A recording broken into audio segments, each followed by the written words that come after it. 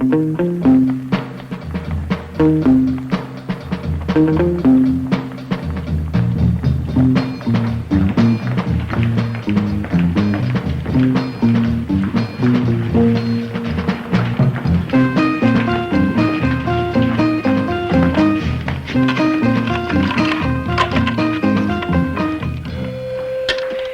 usually in by this time. I know. What do you think he'll say? I don't know.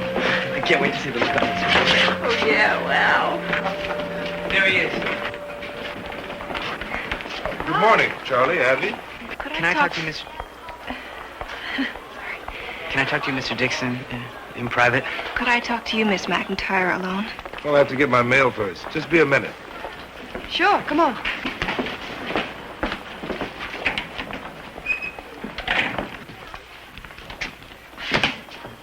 Oh, Pete. Did you lock your car this morning? Yes, I did. Why?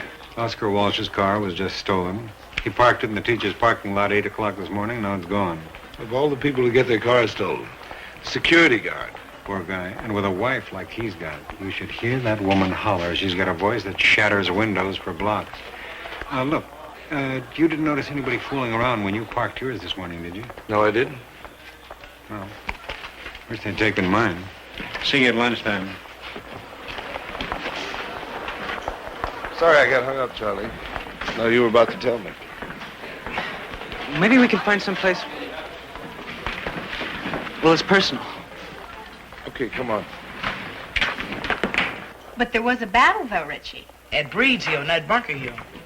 That's right. Alice. Oh, excuse me, just 1 minute, Richie. Alice. You know, Richie found out there wasn't a battle at Bunker Hill. Now, I didn't know that till I was in college. Do you think television's responsible? I doubt it. If the bell should ring before I get back, will you get things started? Oh, sure, I'd be glad to. Thank you. Sure. Now, about that battle, you know, I think it's wonderful that you've delved into this matter. Do you watch much television, Richie? Well, we won't be disturbed out here. Now, what's on your mind? You're really a straight guy, Mr. Dixon. I mean it. You know what's happening. Like, if a guy tells you something in private, it stays private, right? Well, I don't break with confidence, if that's what you mean. Well, I'm going to get married at the end of the semester, and I want you to be my best man. We're going to Tijuana. Do you have your parents' permission? No. No, we're just going to do it. Charlie, I'm flattered that you want me for your best man. But I can't be anywhere near a student marriage unless you have your parents' consent. Yeah, I didn't think you could, but I wanted to ask you anyway. Abbie wants Miss McIntyre to be her maid of honor. We really dig you both. Charlie, do you have to get married? I mean, is Abbie pregnant? No. I mean, that'd be a real drag to start being married that way. No, we just love each other. And when you love somebody, you get married. A lot of kids put down marriage, but it's what we want. It's what we're going to do. That's all. Oh, we're going to be late to class. Abbie, couldn't we take a little time to talk about this some more? Getting married is a bigger step than you think. What do you mean? Well, I think you should take time to get to know yourself and Charlie a little better. Oh, if we know what we want, Miss McIntyre. Maybe. Even if that's true, there are a lot of things surrounding a girl's marriage she remembers all her life. Parties, showers, her friends at the wedding. If you elope now, you won't have any of that. But if we don't elope, then we can't get married. I'm sorry that you can't come along and be my maid of honor. Oh, I better go. I'm going to be late to gym. But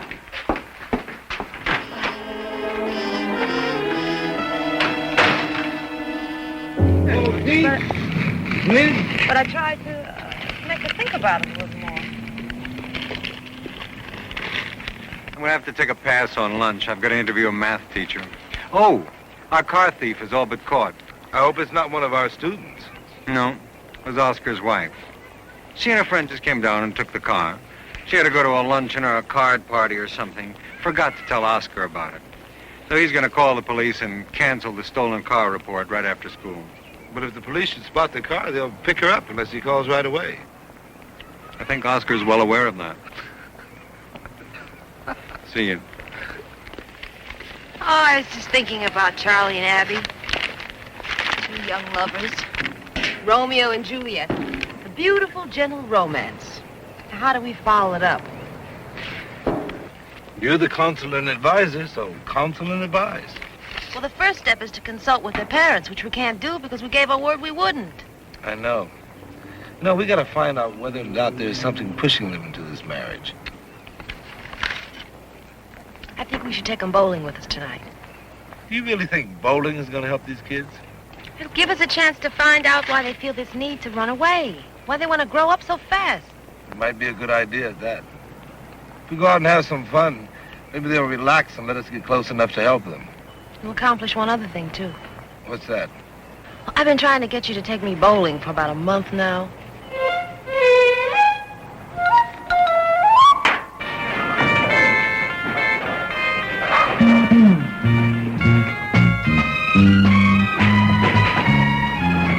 And my grades are worse than my parents think they should be, which is always a guarantee of no dates during the week, no TV, and that means no TV, and no phone calls after 8 o'clock at night. Such a drag, you know? I got a spare. You're up, Miss McIntyre. How are your grades, Charlie? Fine. I mean, I'm no genius or anything, but they're all right. Like, at the end of the semester, I'm gonna get a job and then go to school at night. So when I finish high school, I guess I'll go to City College. Well, it's hard work holding down a job and going to night school. Oh, I'm gonna help him study. At least that's more than he has now. What have you got now? You getting a rough time at home? Not really. When my dad gets home, he's beat. He's a nice guy, but he works much too hard. My mom, she cooks and washes and smiles a lot. They could phone it in, you know what I mean? They don't care about you, is that it? I don't know if they do or not. I don't know what they care about. I mean, they just keep doing what they're doing. Every day's the same. You see, Charlie's parents never argue, and my parents make dumb rules. For me. Not for my sister. She never has to worry about any rules. She's such a phony. I mean, she plays him like a banjo or something. She either cries or she gives him the teeth number, you know? And they give her the moon or anything. I mean, a new pair of shoes. I hate that. I mean, she's really a rat. No, I used to think my younger cousin was a rat. She lived with us when we were little. Now that I'm all grown up and I look back at it, I realize she really was a rat.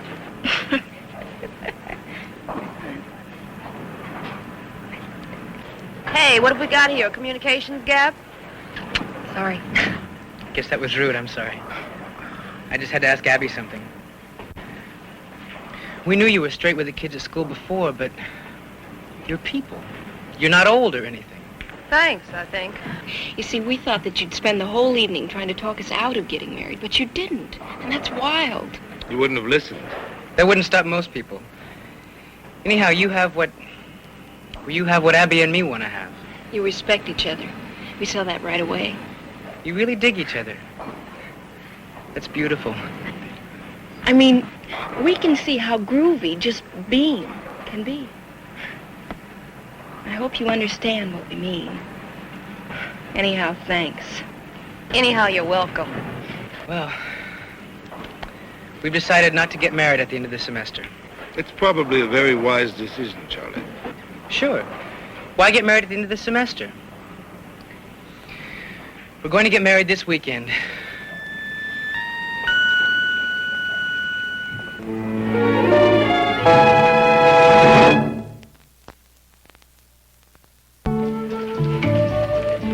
Mr. Dixon.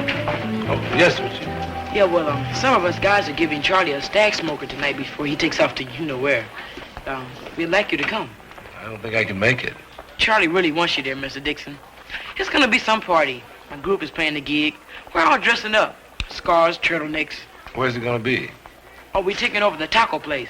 We got it all arranged. 8 o'clock. Okay, I'll be there. Mr. Dixon, why don't you think of a little speech or something? See, I'll be the MC, and some of the other guys are gonna talk. But you don't have to be funny. I'll take care of the jokes.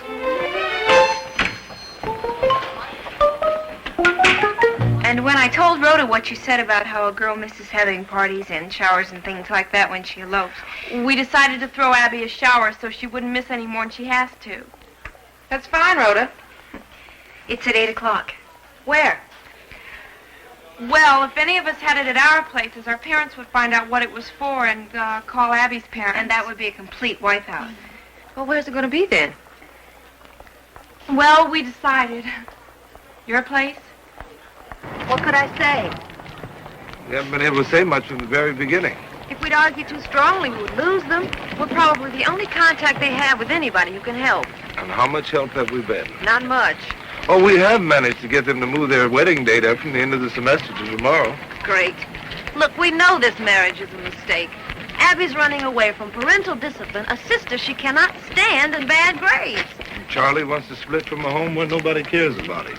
What are we going to do? If we try to talk him out of it and fail... They'll just shut us out and go get married. Right. And if we don't try to talk him out of it... They'll run off and get married anyway. Right. We got one more shot at it. But if we blow it, those kids are going to be in for a rough time.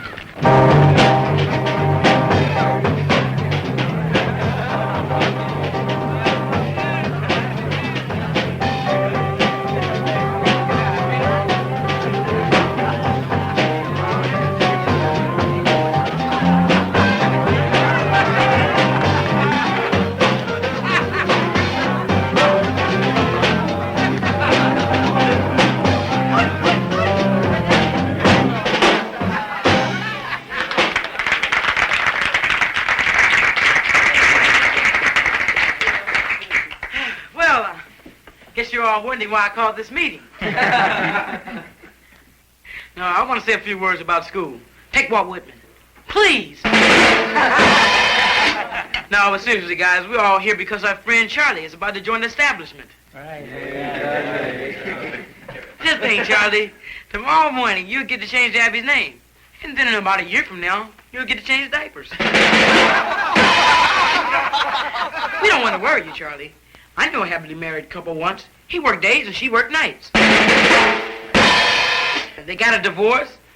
And what was so wild, she's moved out for 6 months before he ever knew she was mad. Oh, Tijuana's beautiful this time of year. I mean, even if we get stuck in a traffic jam. Oh, you won't, unless you go on a day when there's a full car. It'd be great, huh? I mean, I've never been to Tijuana. Oh, there's someone here.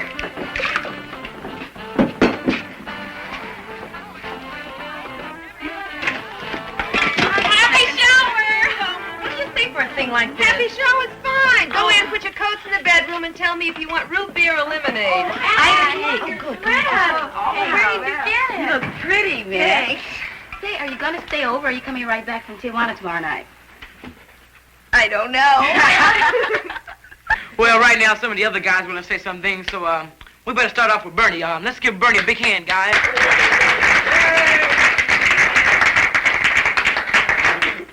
Thanks, guys. Bitch, I guess I've known Charlie longer than any of you guys. We started out in the first grade together. Hey, Charlie, remember that little blonde chick in second grade?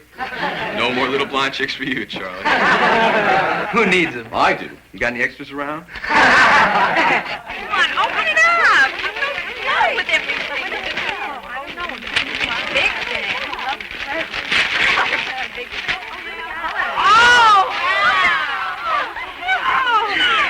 Oh, thank you. It's all such a groove. I don't open my present. Why not? It's the same thing. Oh, well, perfect then. One for Abbie and one for Charlie. Right. That's a good idea. Right. Thank you. Oh, boy.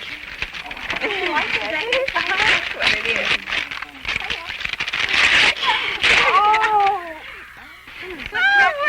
It's the newest record. Oh, you don't already have it, do you? No, and I've been crazy to get it. Oh, good. Thank you. Wow, everybody picked out such cute presents. I hope I didn't bring a dumb one. I'm sure you didn't.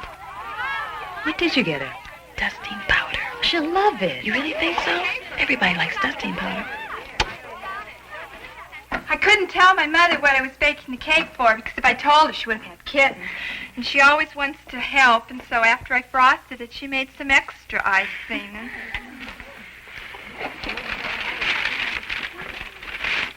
Oh, no! Look at that. Blow out the candles and make a wish.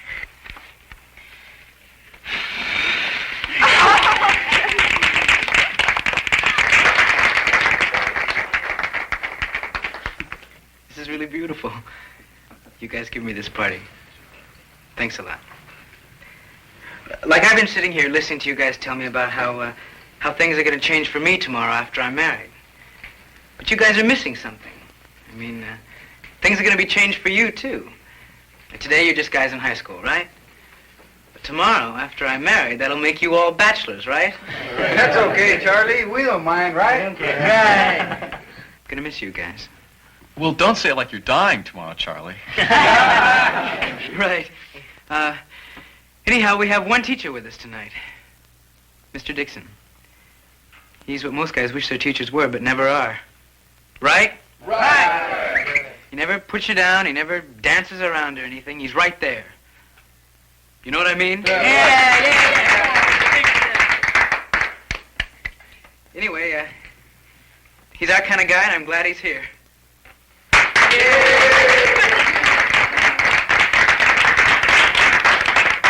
Peace, Mr. D. You guys give a great party. I appreciate your inviting me.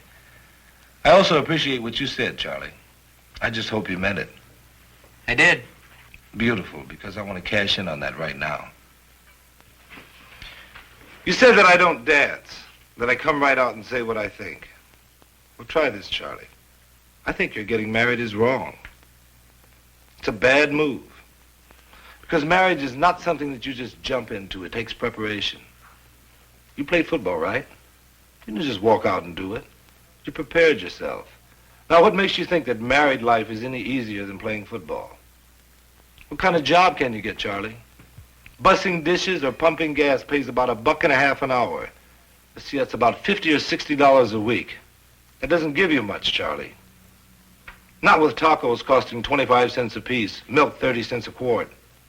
But that's what you're buying for yourself. I know you guys are under a lot of pressure to get good grades and to compete for college and to get along at home. But that's no excuse to make a crazy jump from being a boy to an unprepared married man.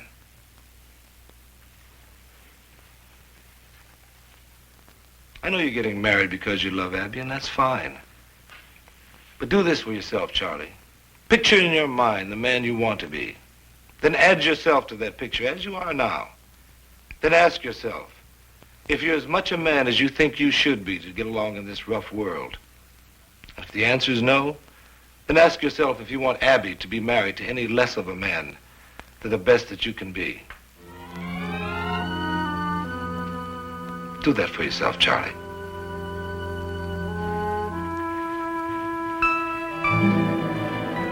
Thanks for letting us have the party here, Miss McIntyre. Oh, don't mention it. Good night.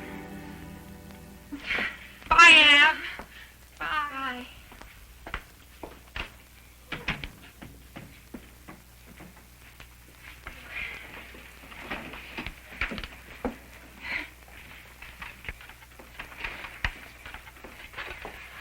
Aren't they all beautiful?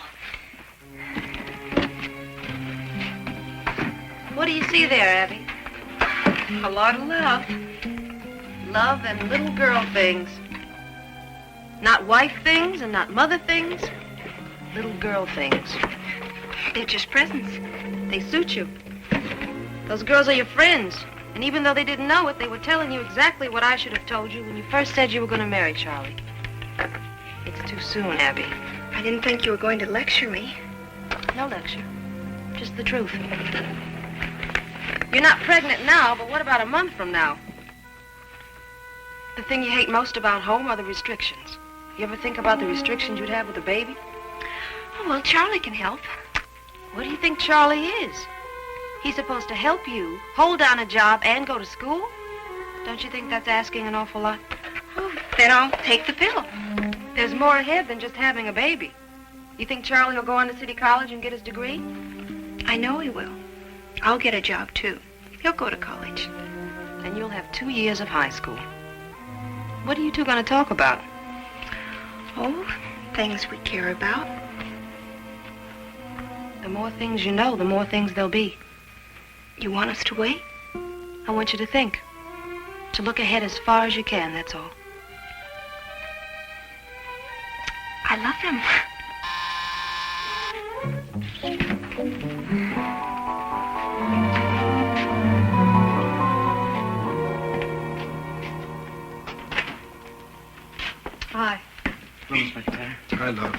call you. Hey, come see what we got.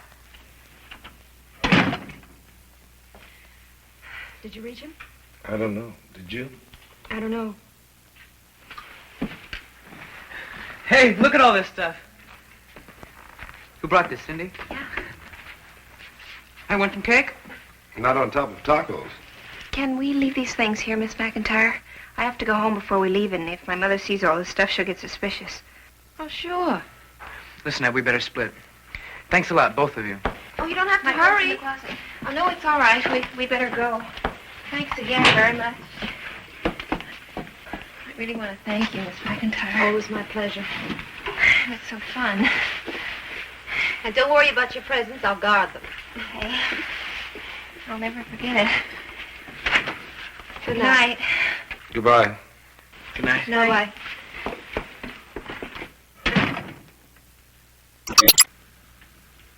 That Richie's group really swings. Great. Well, what are we standing here for? Nothing. Sure feels like it's gonna rain or something. Oh, I hope it doesn't rain. No weatherman says rain for sure tomorrow. Well, maybe we ought to wait and get married next weekend when the sun's out. No, Freddie's party is Saturday. Almost forgot that. Hey, look at us. Thunders. It's terrible. It's a real drag. I mean, we can get married anytime, right? Today or next week. But when we want to, not when the calendar says we will. That's right. When we want to. But if we don't get married tomorrow, then what are we going to do with all the presents the kids gave us? Well, that can't make us get married either, really. You're right. If they want them back, then we'll just give them back. Hey, that'll be wild at school Monday. We're not married. I love you, Charlie. I love you, Abbie.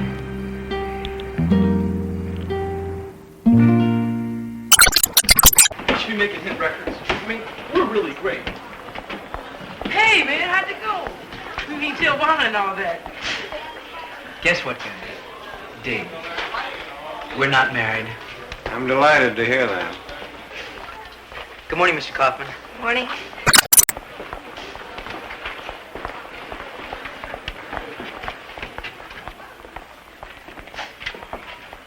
Pete, don't you have Charles Moreno in your homeroom? Sure, why? I just heard him announce in a loud, clear voice that he is not married. Now, my question is that supposed to be unusual in this student body?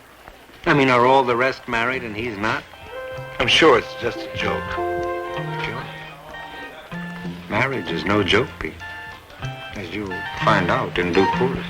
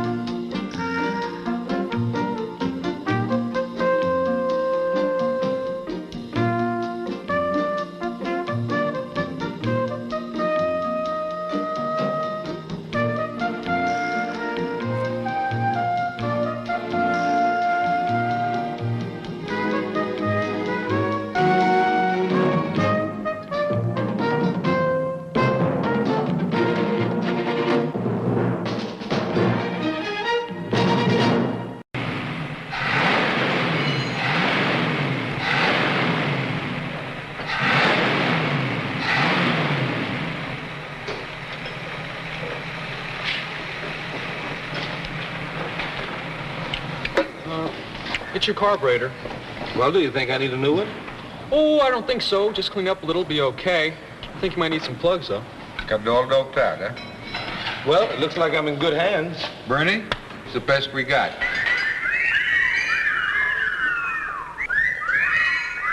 Oh, no, not again. Here we are again, Mr. Blackwell. I know we're the two people in the world you most wanted to see. First my bursitis, now this. Mr. Blackwell, we wanted to give you another chance to yield gracefully. We're basically a non-violent group. WARP is committed to the concept of peaceful reform whenever possible. We're hoping today you might see the justice of our position. I already gave you my answer, girls. Oh, excuse me, Sandy. Did I hear you say warp? That's right, Mr. Dixon. That's the name of our organization. W-A-R-P. Women are real people. Oh, I didn't know there was a debate on that point. No? Well, let me ask you, Mr. Dixon. Shirley would like to be an automobile mechanic. She wants it just as much as any boy here. Now, why shouldn't she be allowed to take this course? I don't know, Sandy. Mr. Blackwell here is in charge. This is a boys' shop. It's a boys' course. All right, Mr. Blackwell. I'm sorry you can't see things more reasonably. I think you'll agree we've given you every chance.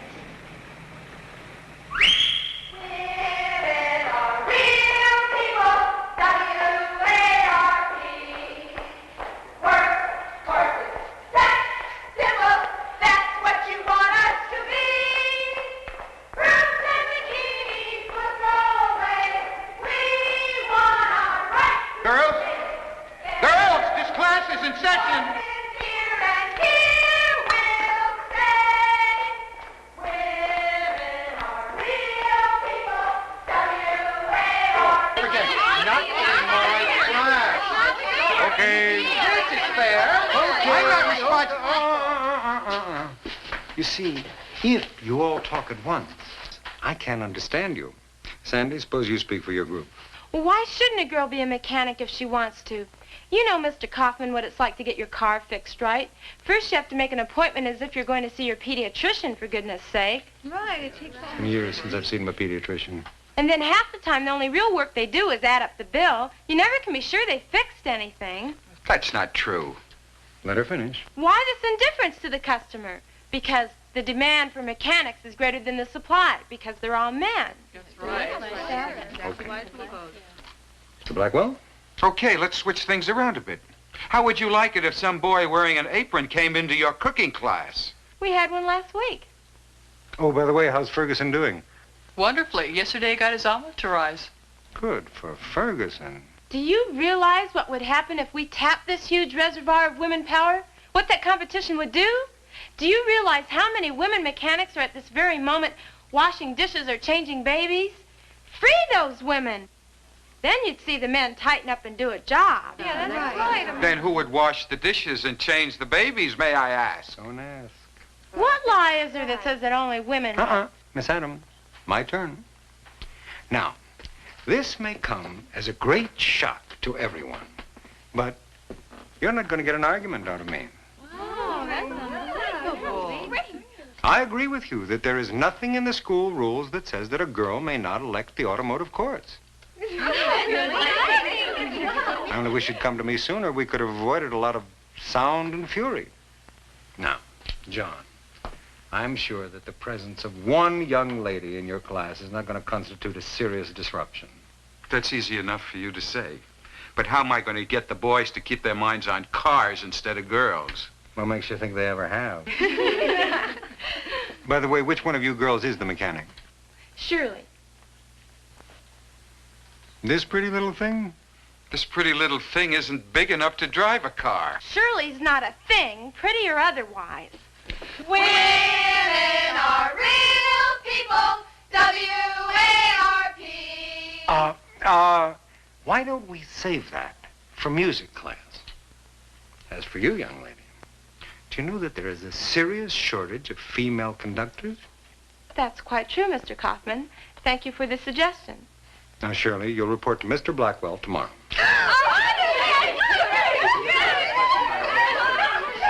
right. Thank you, one and all. Goodbye, everybody. It's a pleasure doing business with you. Hey, wow, we and they hardly even put up a fight. Oh, they never fight. They just patronize us. Sandy? Hi, here are your notes. That stuff on H.G. Wells was just what I needed. Now all I have to do is figure out who H.G. Wells was. Could you read them any easier this time? Oh, I got your handwriting down now. As soon as I figured out that you cross your I's and dot your T's. What are you, Aries? No, it's just difficult. Mm-hmm. Actually, I'm Pisces. Yeah, I'm Sagittarius. Are we compatible?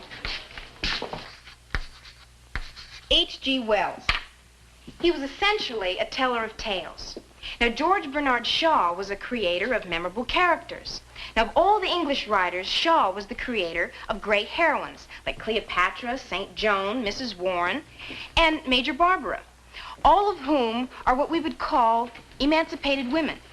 You know, Sandy, you and the girls have been caught up in women's lib would really appreciate Shaw's attitude toward women. He was a great champion for women's rights in his day, you know? One of the things he said was, women are only called womanly when they regard themselves solely for the use of men. Bernie? Well, that is very interesting. But what does it mean? Well, it means that men have always tended to look upon women as sexual objects first and people second. Okay, now, what are you laughing at? Women want respect. They want to be thought of as equals. They don't want to be looked upon as just a pair of legs or a pair of... All right. Bernie, how would you feel if when you went walking down the street, girls whistled at you? See, you'd be flattered for a minute, but you wouldn't feel very respected, would you? Well, if they don't want us to look at their legs, how come they all the time showing us?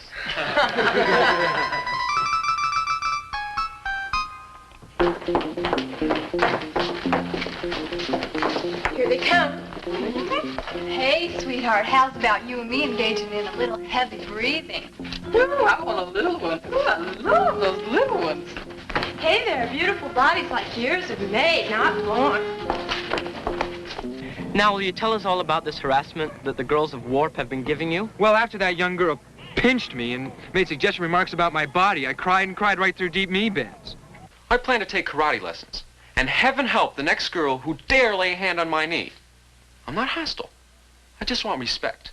I know I have beautiful legs, but I want to be appreciated for my mind. Well, at first I thought it was pretty humiliating, but I guess I can get used to being treated as a mindless sex object. Well, you know me, I never had much ambition anyway. And finally, George Vincent remarked simply, "What kind of a boy do they think I am anyway?" What a burn. Well, but you know what they say, it's just publicity. Besides, I think it's kind of funny. Of course it's funny. That's just the trouble. Everything we do is just ho-ho time. Men just laugh at us. And the more serious we become, the funnier they think we are. Sandy. Hi. I've been meaning to tell you, I think what you girls are doing is just fine. Keep it up. Thanks, Miss McIntyre. That helps a little. Why, what's the matter? You are into something good. Oh, Miss McIntyre. I mean, you're really nice and everything, and encouraging. But you're a woman. To the men, we're just a joke. No matter what we do, they just won't take us seriously. Well, now remember, you've got a few thousand years of history to undo. And there's always been something funny to first-class citizens when second-class citizens start yelling for the same things. So give yourself some time. Find an issue that really hits them in where they live, and they won't laugh anymore, I guarantee. Well, you're right. I know I'm impatient. It's just that I don't know why we have to wait. I know what you mean. Right on.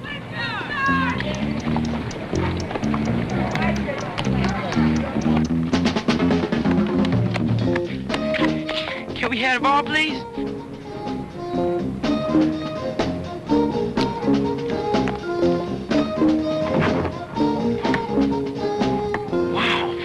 Pretty lucky.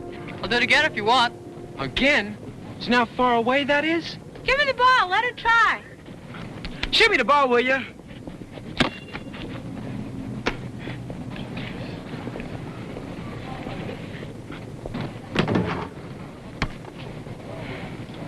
Good shot. Yeah. See you around. Yeah, see you around. Did you see that? Hey, Helen, where'd you learn to do that? I don't mean the shot. I mean the boys. Did you see their faces? What'd you see on their faces? Well, they were surprised. I'll tell you what you saw in their faces. Respect. Look, I got a B+ on that test on H.G. Wells. That is the best grade of my entire life. And I owe it all to you. Of course, I crossed my I's and dotted my T's, and Miss Johnson couldn't read it, but... Larry, we want to get Halloran on the basketball team. Well, that's not hard. I mean the boys' basketball team. That's hard. Oh, Larry, will you coach her? She can shoot like you can't believe. It's just that she needs some help on some of the other parts of the game. What is this, your Amazon Society's latest blow for women's liberation? Why are you laughing? Because you're not. All right, Halloran, let's warm up a little. Let me see you move. Take it easy, relax, take a few shots.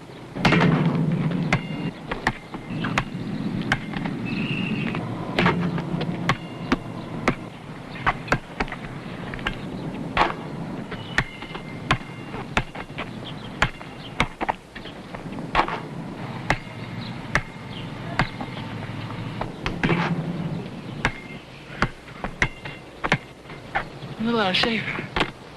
That's out of shape? Where did you learn to play like that? Oh, I've got 4 brothers. We've always played together. Uh-huh. And you really want to play on the team? I'd love to play. And why shouldn't she play with the best if she's good enough? That's cool, that's cool. Secret weapon. Opposition collapses in confusion. Listen, I'm worried about the opposition on our team. But Halloran, that's just the point. Where's the victory without opposition? A little bit of luck, the boys will hit her gut. I can hardly wait to see the expression on Coach Windish's face. All right, Halloran. You can call me Hal. All right, Hal. Let's try a few moves. Man-to-man defense. You should pardon the expression, but try to score on me.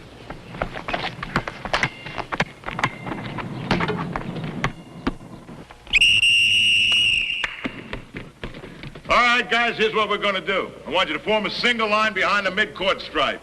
As the ball is passed to you, sound off with your name loud and clear and go in for a layup. All right, you got that? Yeah, right. Okay, let's go. All right, let's go. Yeah. Wilson. I don't see Halloran. You see Larry Silverstreet? Yeah. Right behind him. Megan. Oh, she looks just like one of the boys to me. But what about her voice? Halloran.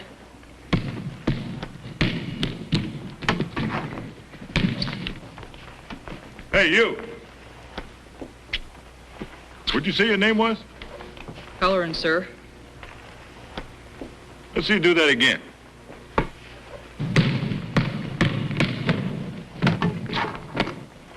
Hey, nice shot. Good boy.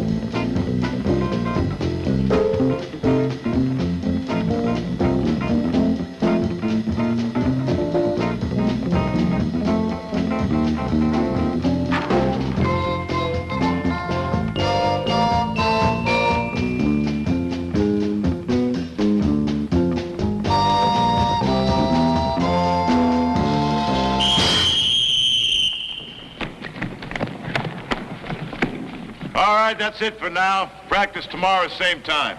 The following men report to me. Evans, Silverstreet, Howard, Halloran. Girls, Girls, now come on, what are you doing here? You're not supposed to be here anyway. Now, if you can't hold it down, I'm going to have to ask you all to leave. We can't run a practice here. I can't help hear myself think. What are you doing here? I've been here. I was in the scrimmage. Oh, what are you talking about, the scrimmage? What's your name, young lady?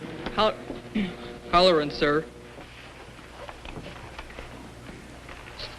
But you can't take her off. You gotta give her another chance. What do you mean I can't take her off? You see how I'm taking her off? She's off. Mr. Kaufman, you see, that proves it. Mr. Windish had Halloran on the roster, and he's only cutting her because she's a girl. If she's good enough, why can't she be on the team? If she wants to play basketball, let her play on a girls' team. But she's good. I don't care if she's good. She's not going to play on my team. Mr. Windish, at the risk of bringing up a sore subject, when you consider the record this team has had the last 3 years, I don't think we can afford to pass up any candidate. You put that girl on the team, we'll be the laughing stock of the whole league. Not if you won a few games. All right, all right. Dixon, you want to be the coach? You be the coach. I honestly haven't heard one real reason for keeping Halloran off the team as long as she qualifies. Because she's a girl. That's not a reason. Okay. I think I've come up with a way to settle this thing if Mr. Windish will go along. Why don't we ask the boys from last year's team if they'd be willing to have a girl in their midst? Absolutely. I got nothing against that. I know how they'll answer. Okay. Let's take the vote. How many of you go along with Mr. Windish and would like to have an all-boy team? It's 5 against. Is there any point in asking if anyone is for having Miss Halloran join? Well, a hand. Silver Street. Miss Adams, afraid that settles it. I guess there's just a few pockets of resistance that still aren't willing to be liberated.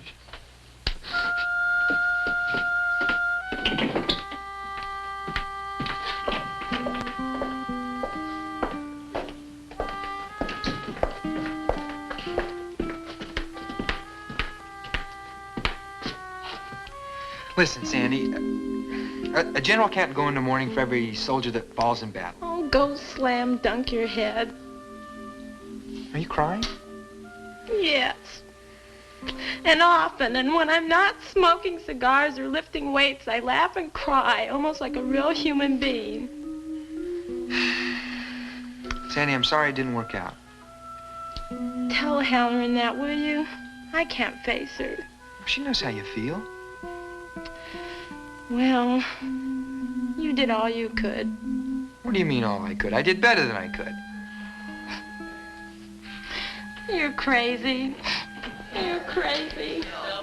Yeah, but how's Drew gonna move up there for the rebound? Well, what makes the difference? I mean, you've got to admit she's the best shooter you've ever seen.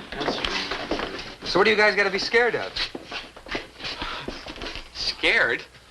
Well, who's scared? How'd you make out with your car? Oh, just fine. That little girl really knows what to do with a carburetor. Oh, yeah? Oh, I knew I'd never get out. Hello. What can I do for you, boys? Mr. Kaufman, we wanted to talk to you about that girl, you know, Halloran or Halloran? Yeah, yes, sir, Halloran. That is, we've been thinking, what do we have to be scared of? Are you scared? No. I mean, we just thought it was very weird to have a girl on the team, that's all. No, what happens if she turns out to be better than you guys? Better. She's just a girl. It's just a girl. Yeah. Nothing to be scared of. Yeah, right. Yeah, why don't you just give her a chance anyway? Otherwise, it makes us look bad. Like we're scared. Yeah, just give her a chance. After all, what do you guys got to be scared of, right? Right. That's just the way we feel about it, Mr. Kaufman. Halloran.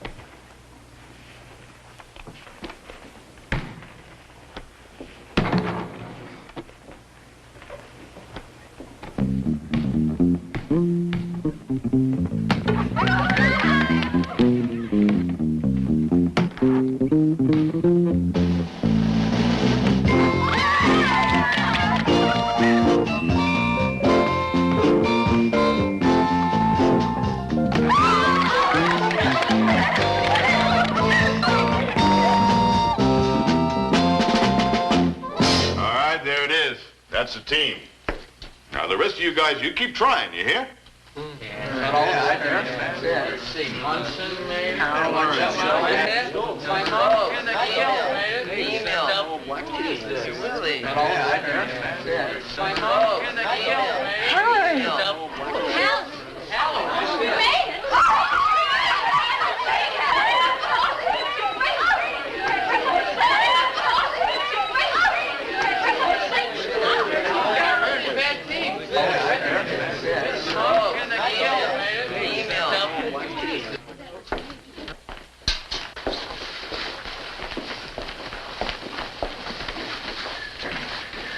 Larry, Oh, hi.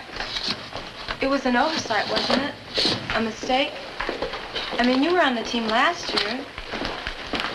No, it wasn't a mistake. Was it because of Halloran? Actually, it was because I wasn't good enough. Or serious enough, that's my problem. Well, it's a way to get by. I mean, if you don't take things too seriously, then you can't get hurt. That's right. That's right on the button. Look, why don't we go out together? Maybe over the weekend. Go to a movie or something. Why, you feel sorry for me?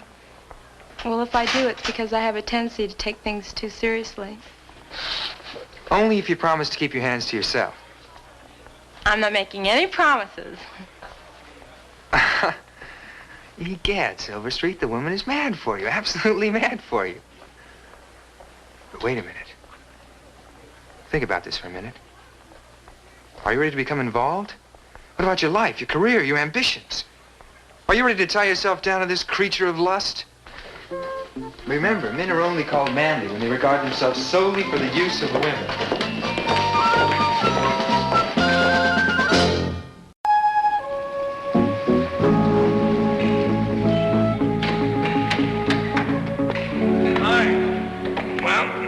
Here's old 10 miles to the gallon. Where's that girl Shirley that did such a great job on your car? She's not here. Not here. This is sixth period, isn't it? Right, but she left the course. She left the course? She wanted to be near her boyfriend. I know she had a boyfriend. She does. I think his name is Ferguson. Ferguson, that kid in cooking class? Now she's in cooking class. No, she's in cooking class. Pete, you know what I feel like right now? I feel like smoking a big, fat cigar.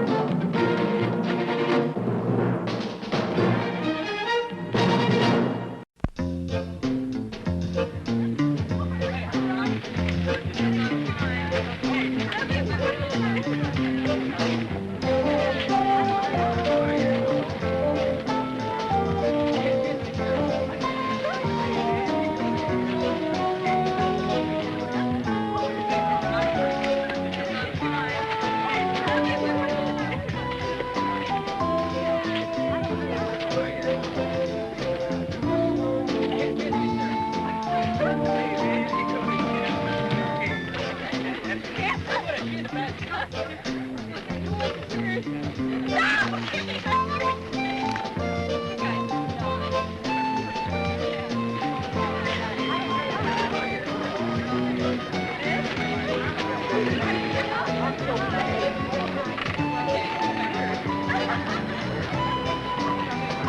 name is Larry Ellis.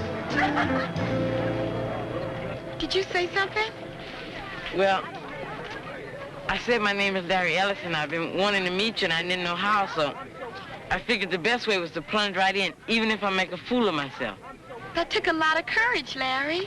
Well, I've been sitting over near that tree eating my lunch by myself since the semester started. And if I didn't meet you soon, the semester would be over, and I'd have to wait all summer for another chance. Did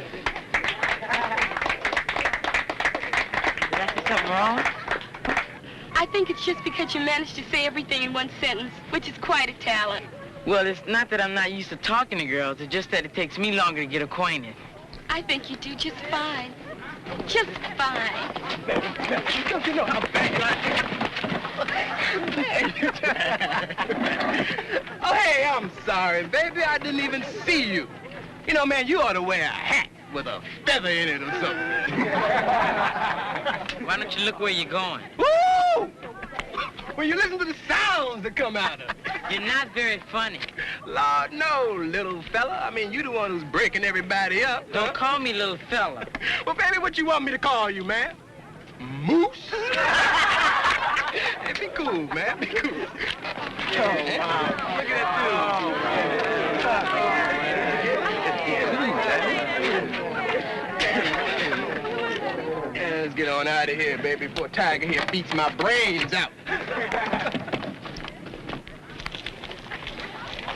You didn't have to be so mean to him. Mean? What's that mean? I thought I was pretty tolerant, considering I was the one who was attacked. You started it. You provoked him. Oh, look, baby, that little chump's been bugging everybody in school who's half an inch taller than he is. Look, if he wants to come on like such a big man, he's got to back it up with something more than his mouth. That was a joke. Come on. And the clay streets of San Francisco became quagmires into which the city threw loads of brushwood and limbs of trees. As a result, mules stumbled in the streets and drowned in the liquid mud. Sometimes horse and wagon were swallowed up, the owner barely escaping. At the corner of Clay and Kearney, a sign was posted, "This street is impassable, not even jackassable." With that, class dismissed.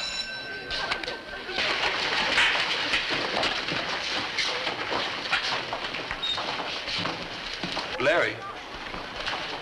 Huh? Class is over. Oh. Well, I was working things out in my head. Like how to win friends and influence people? He was making fun of me. He made me look like some kind of idiot. I saw that little episode at lunch. Larry, don't you think you're taking this thing too seriously? It happens all the time. People only like you for what you look like and not for what you are inside. It's not always true. I'm a shrimp and nothing can change that. I know, I've tried. I wore high-heel cowboy boots till I could hardly walk. I even tried stretching myself by hanging from the horizontal bar. But all I got from that was sore armpits. You know something, Larry? A lot of short men have done pretty well for themselves. Yeah, like Mickey Rooney and Napoleon. It's no use. I'm doomed to be a 97-pound weakling.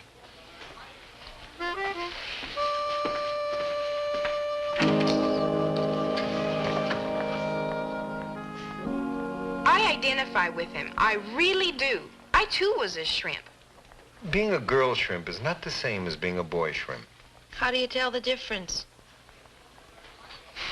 Well, anyway, Larry needs something to build his self-esteem. He's uptight and it's affecting his studies.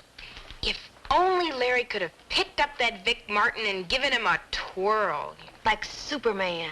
There's an idea. Why don't we put in a call to the planet Krypton, calling Superman? It might not be such a bad idea. What, Superman? Karate. Karate? Don't you think that's a little bit extreme? I mean, you don't want to turn the kid into a killer. Karate doesn't turn people into killers. It's quite the opposite. That's true. It builds self-confidence. I was very interested in that when I was in the service. Look, Karate is designed to give man a sense of self-worth. But more than that, it makes him peaceful and gentle.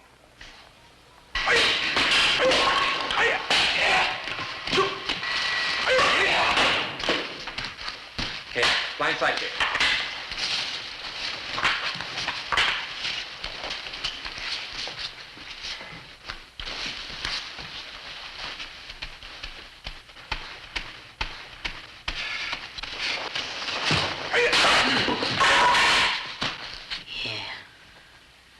One, two, and front stretch. Ready. Height. Height. Height. Height. Height. Height. Height. Height. Okay, punch in. Ready. Height. Height. Height. Height. Height. Height. Height. Height. Height. Height. Height. Okay, front kick. Ready. Height. Height. Ah, yes. What we expect is always greater than what we get. Emerson? Seymour Coffin. Don't worry. Larry will make it. Sure he will. If those guys can make it, he can make it. I hope.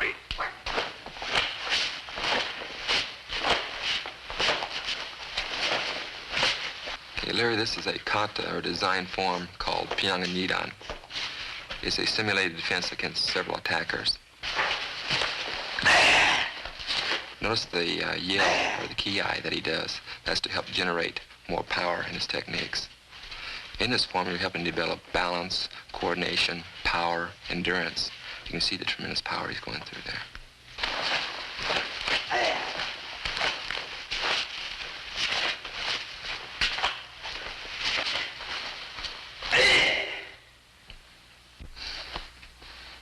Fall in.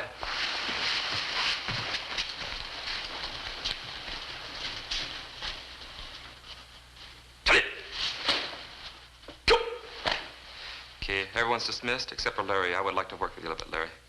Okay.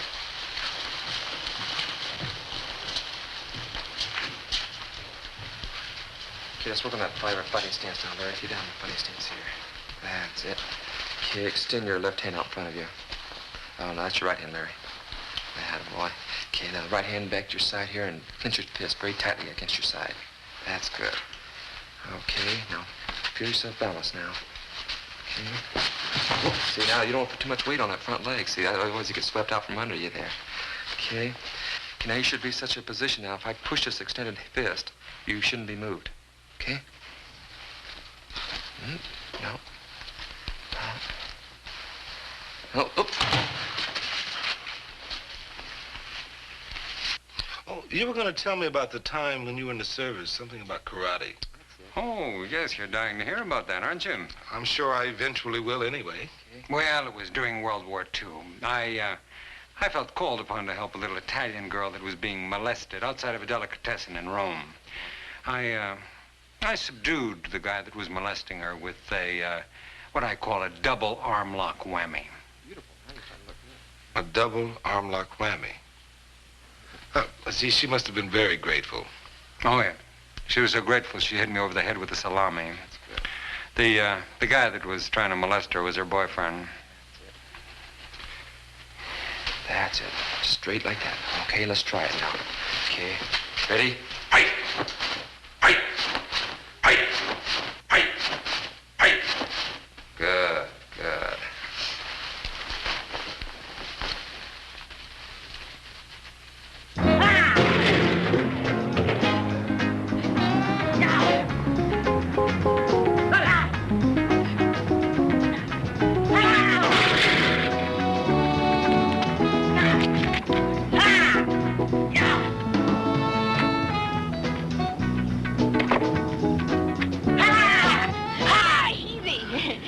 Shortage of good English teachers, you know. Wow, sorry, I didn't see you. Yeah. Practice makes perfect. But don't you think you're overdoing it just a bit? Well, you know, you gotta keep loose. Right! Yeah, you gotta keep loose, all right. Yeah, because if you don't, you know, your muscles kind of tighten up. Right! Yeah. How's it coming anyway? Oh, fantastic. It's really the greatest thing I've ever done. Good. Keep up the good work. Okay. Ha! Ha!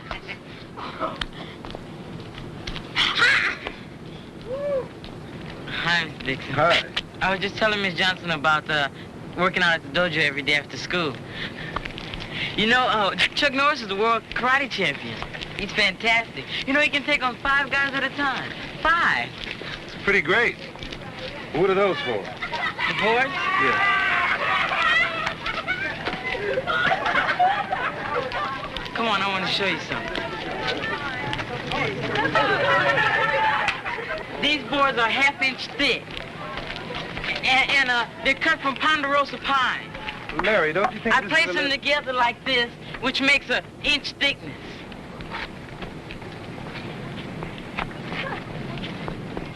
Now what I'm going to do is simply chop these boards in half with one blow of my hand.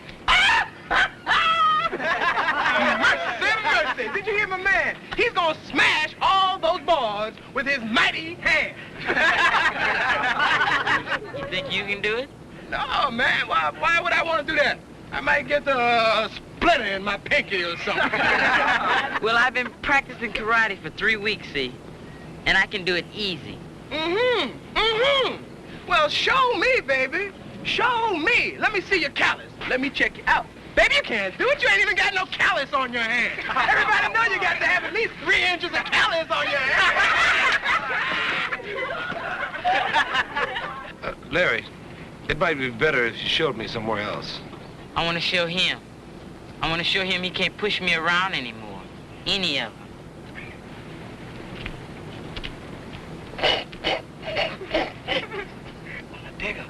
Dig him getting this thing together. Dig his concentration. Look out, y'all. He's gonna do it now. Shh. He's gonna do it. To break boards, you have to combine concentration and inner strength and speed and power.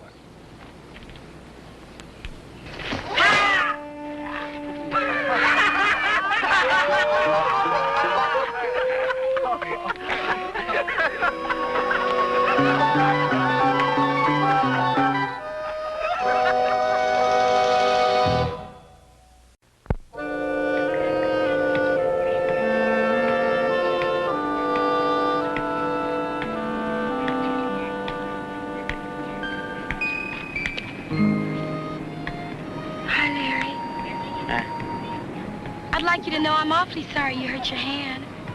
It's fine. It's all right. Well, the kids were kind of mean, but I hope you don't take them too seriously. Heck no. I'm used to it. I thought it was a very interesting demonstration. I mean, what you were trying to do. I've done it before, lots of times. What happens, happens to the best in karate. You know, Larry, you don't really need karate. Oh, yes, I do. I mean, you're very interesting without it. Haven't you had enough fun at my expense? I wasn't making fun of you. I meant that. Sure you did. Like you dig me for my character. Something like that. Look, I may be short, but I'm not an idiot. You better get back over there to the one you really dig before somebody else gets him.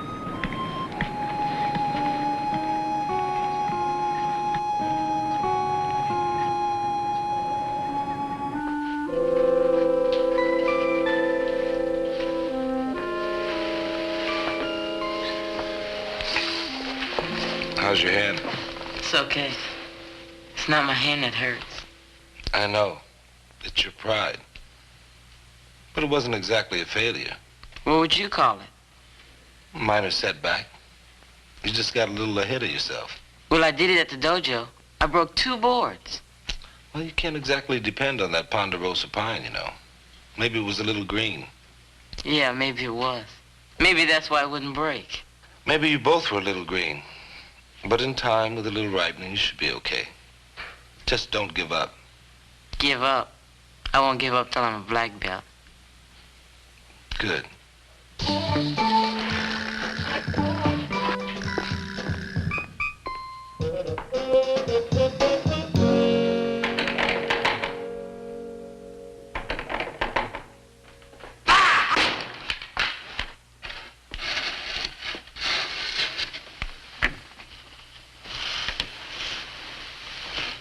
What happened? It was stuck. Why didn't you holler for help like everybody else? You know, you got him started on this stuff. Don't you think you better slow him down a little bit? Well, you thought it was a good idea. Yeah, but I didn't know he was going to turn into A killer. He hasn't hurt anybody, has he? No, but if he keeps up like this, we won't have any doors left. And I'm getting a tick in my face from those screams of his. Look, right here under my eye, it's twitching. No, really, all the boys in my class think I'm winking at him. Frankly, it worries me. A killer loose on the premises. Oh, I think you're all just getting a little too uptight for nothing. I thought you said this thing would make him more peaceful and gentle. Look, you call that being more peaceful and gentle? Boy, Pete, you have created some kind of monster. Pete, you know, we wanted him to have self-esteem, but what kind of self-esteem can he have when he's a joke to the whole student body? Why, seriously, Pete, baby, don't you think he's becoming just a little bit obsessed? Like maybe he has some particular end in mind? Like what? I don't know, but the whole thing reminds me of David and Goliath. And you know what happened to that nasty old giant? 1, 2, 3. Yeah. I think you got it. But just a couple more times, Mr. Norris. Please. I want to get it down perfect. Well, okay.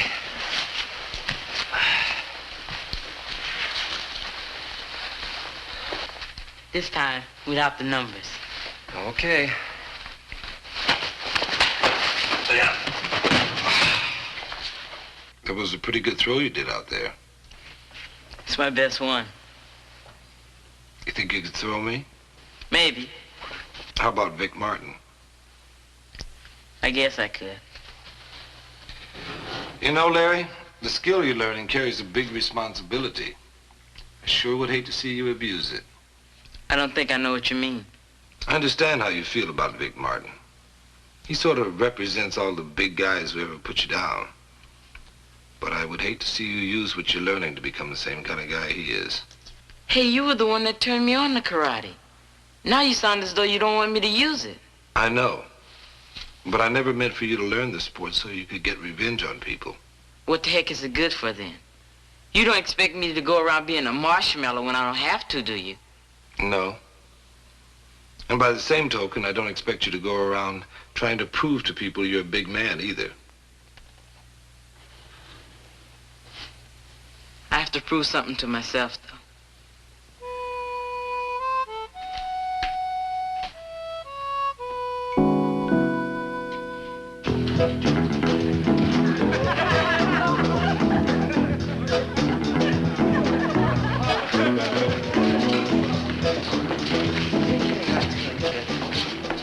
I'll meet you in the park across the street after school.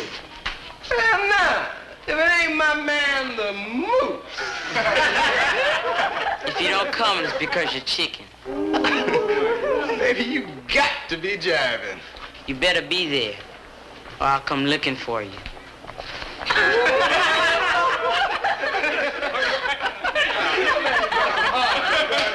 mean, he does have heart.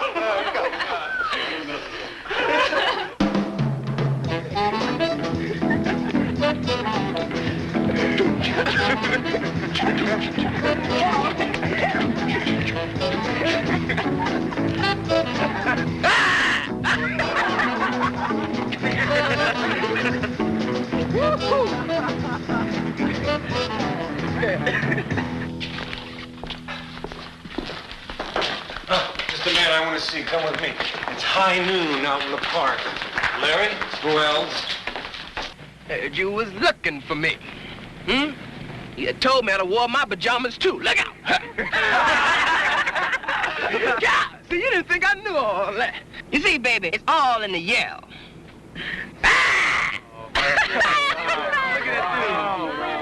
Look out. Wow.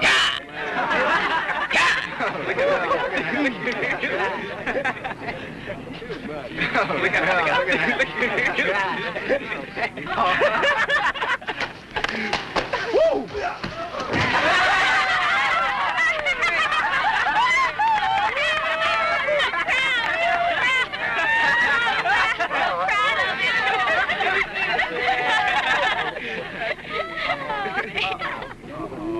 Oh, wow. Look at that dude.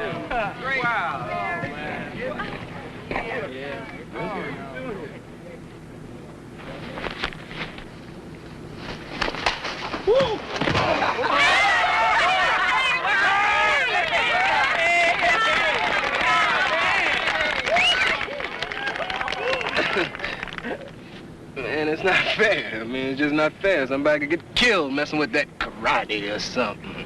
Oh, wow. Look at that. Wow. You busy next Saturday night? I'm afraid I am, Larry. Well, how about Saturday after that? Oh, I'm terribly sorry.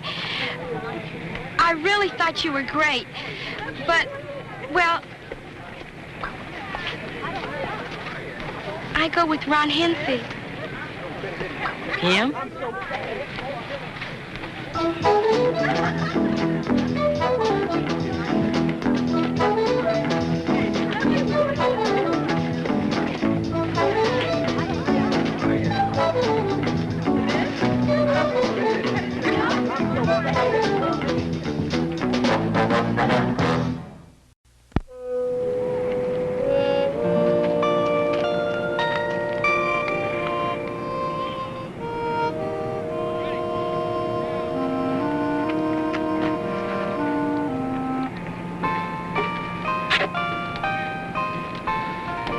Well? I guess it didn't do me any good to prove how tough I am. She's going with a cat that looks worse than I do. Fortunes of war, Larry. And you were right about karate, too. I'm only going to use it to strengthen my inner character. Right. Peace.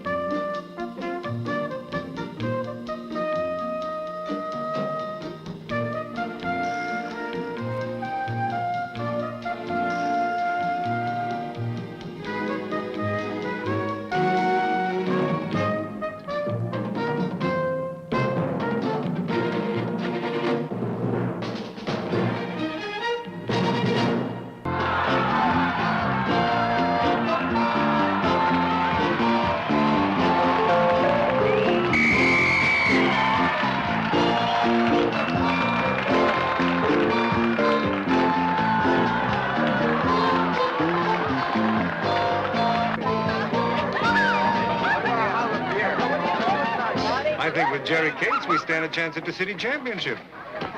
There's Jerry! Great game, Jerry. Fantastic game. Way to go.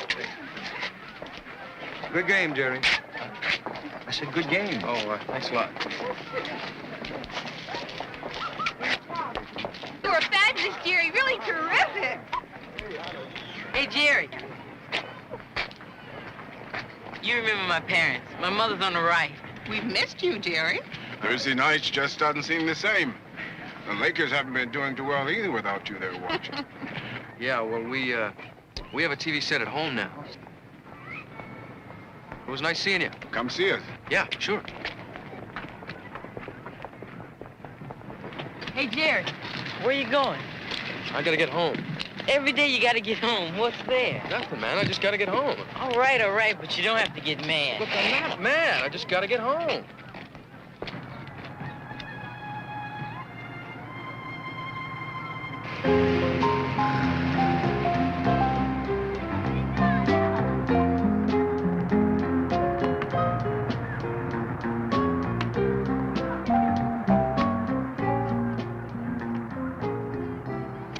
your mother?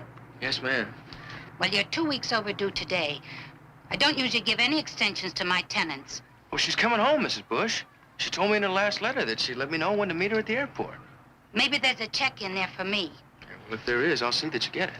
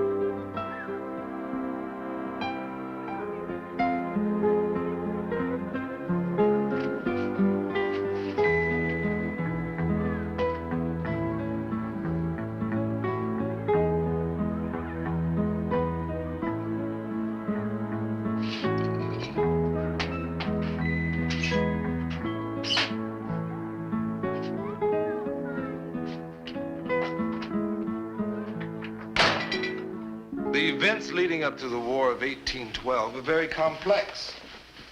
And it was a war with a certain similarity to our own situation in Vietnam, in that all of the people weren't in favor of it. Does anybody else know of any other similarities? Jason. Well, there was a group in Congress that wanted the war called War Hawks, so I guess there must have been a hawk and dove thing then, too.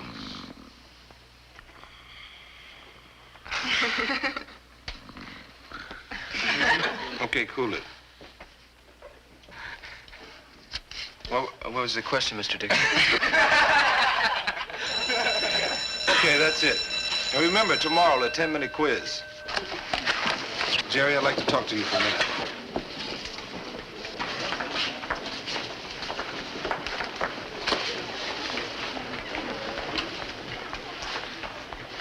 You know, this isn't the first time that you've fallen asleep in class lately. And your test marks are going down. Is there something you want to talk about? I guess it's just basketball practice, along with everything else, you know. Well, you were on the team last year and it didn't seem to make that much difference, did it? No. Have you had a physical checkup lately? Yeah, I had one just before season started. I'm all right. And what's the problem? I don't know.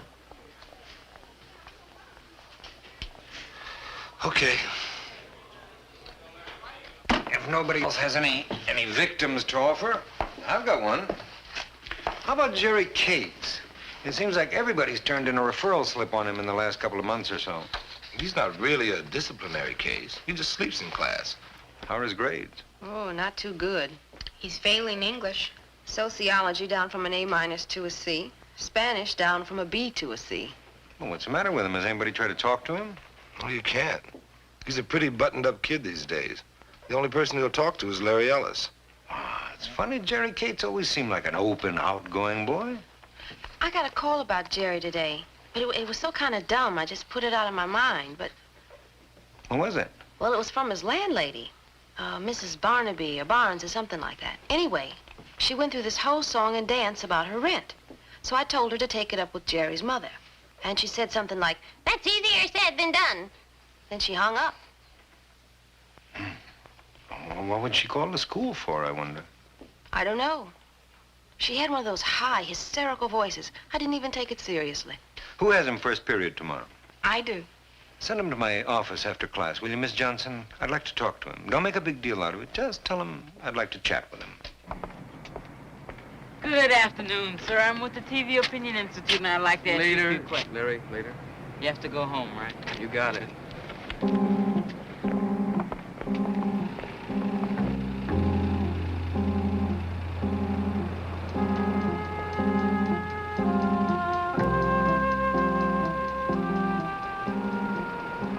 Hey, Jerry, are you in some kind of trouble? There's no trouble, man. Then what's the matter with you? All right, look. Now, I have a job, okay? In a gas station, all right? I have to be there at 5:30. Now, that gives me 1/2 hour, and I still have to eat first, all right?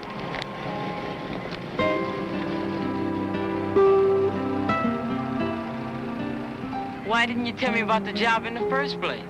Because I didn't want anybody to know about it. What's the big deal? Mary, I need this job. And I don't want anybody at school to tell me I have to quit because of my marks or anything else. Now, do you understand?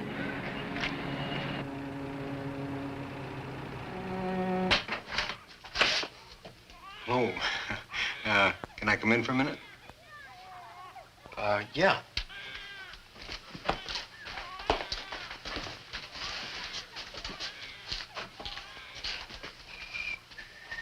Oh, am I keeping you from something?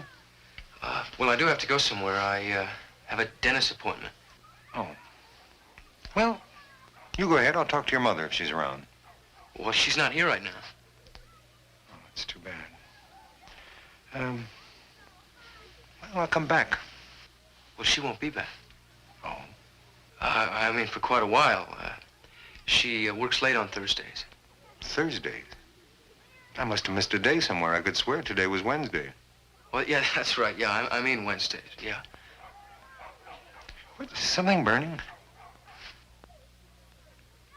It's probably just the people next door burning trash. Mm-hmm. Well, look, Jerry, I know you're in a hurry. I'm not going to keep you. Tomorrow morning, why don't you drop into my office? We'll have a little talk. Try to make it before the first bell, okay? Well, did I do something wrong? No. It's just that you seem to be having a little trouble scholastically, mainly history and English. And I used to be a pretty fair English teacher. Maybe I can help you out. Why? I mean, why me? There's a lot of kids doing worser than me in English. Worser? No, not much worser. Jerry, there is something burning in that oven. Don't you think you better see?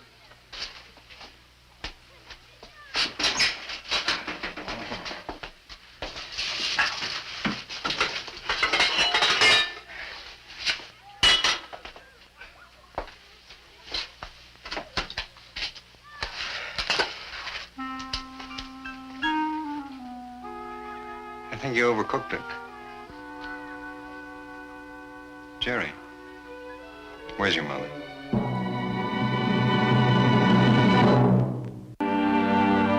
I told you, my mother is at work. She works overtime. Okay, Jerry. Why do you want to know about me? I'd like to help you. She's a good person. I don't want you to think she's not. Her problem is... She just believes what people say. Men. What do you care? It doesn't matter. What does it matter? You know what I mean? It seems to matter a great deal.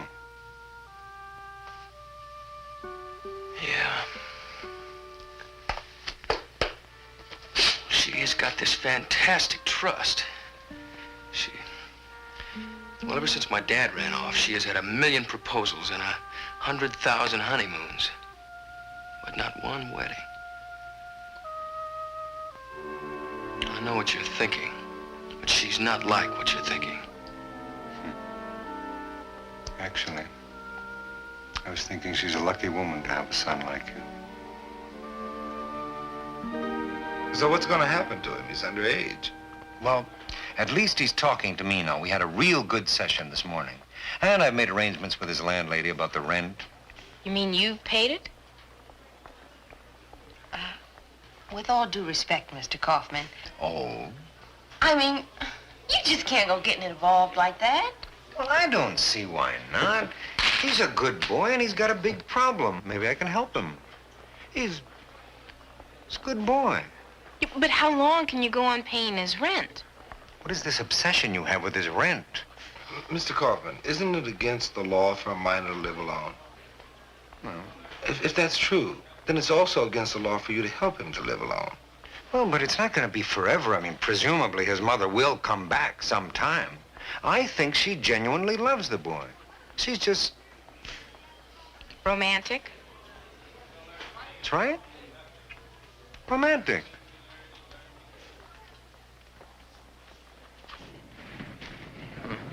Lady here to see you. What?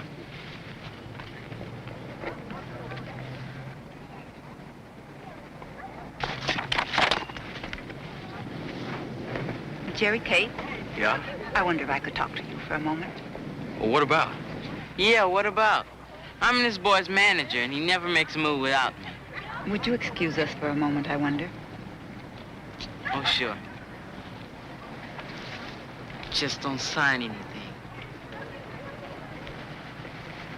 I'm Ana Santos. I'm from the Child Welfare and Attendance Department.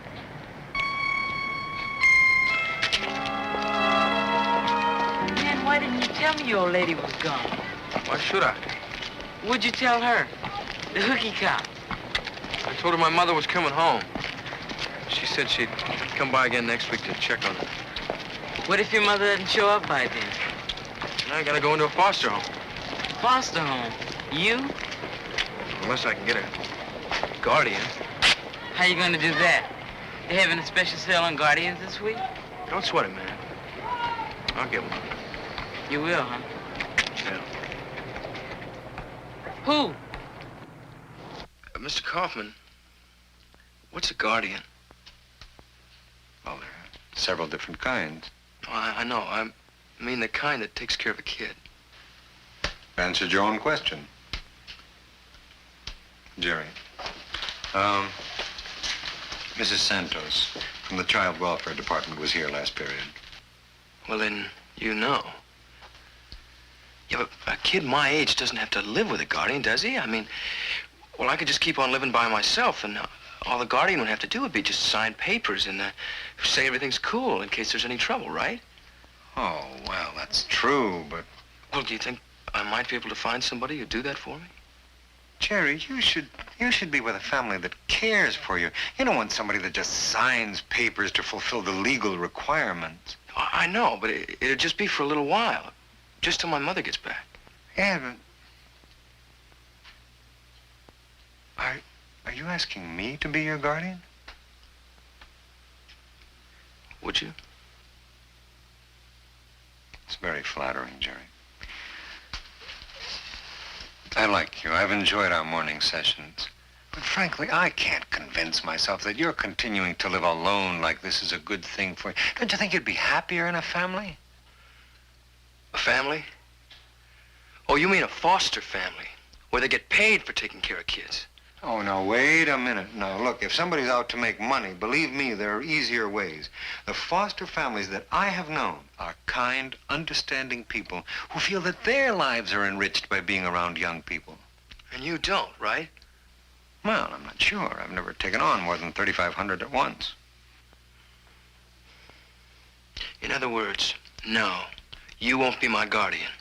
Well, now, wait, I didn't say that. Oh, that's okay, Mr. Kaufman. Just forget I asked.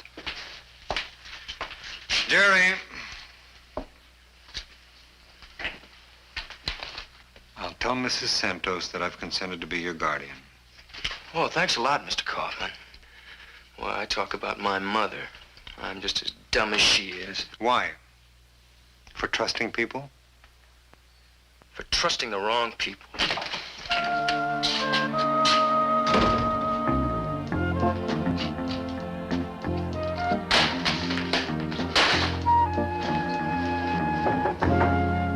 Who is it? Me. What do you want? All right, quit stalling, Gates, and open up this door, see? Or I'm coming in after you.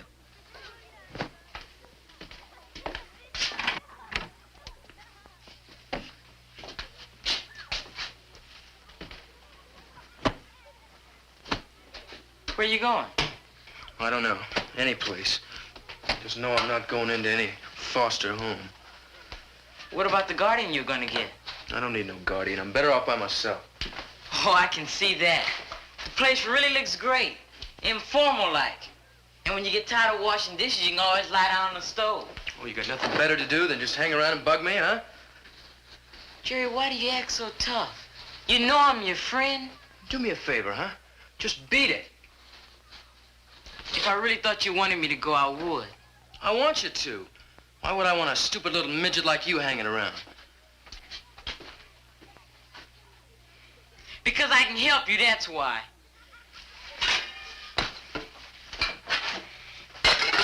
are you doing? You gotta eat, don't you? Suitcase stew had a little ketchup, a little salt and pepper. How about a dash of underwear? Cut it out, man. Go ahead and hit me, and I'll hit you right back. Man, you're a bummer, you know that? You are so hung up feeling sorry about yourself, you don't even know who's on your side. Man, why don't you just admit it? You're scared and lonely. And you just ain't cutting it by yourself. All of his clothes are gone. Do you suppose he ran away? Well, I've really done it, haven't I? The boy was just reaching out for me, and now what? Oh, I wouldn't be so hard on myself if I were you. You did everything you could. Hey, if you're looking for the Cates boy, he's not here. Yeah, do you have any idea where he might have gone? How would I know? They just left without a word. And after all I've done for him, too. Yes, well, did you say they? I guess I didn't know what I was gonna do, and Larry here asked me to come over for dinner to give me time to think about it. Have you thought about it? Yeah, and I guess what you said was right, Mr. Kaufman.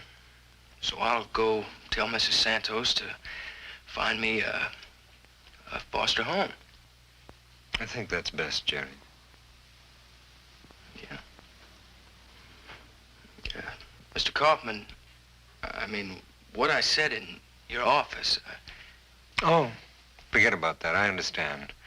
I didn't say exactly what I wanted to either. You two, come and help me with the coffee and cake, okay? Oh, you too, Mr. Kaufman. If you don't mind. No.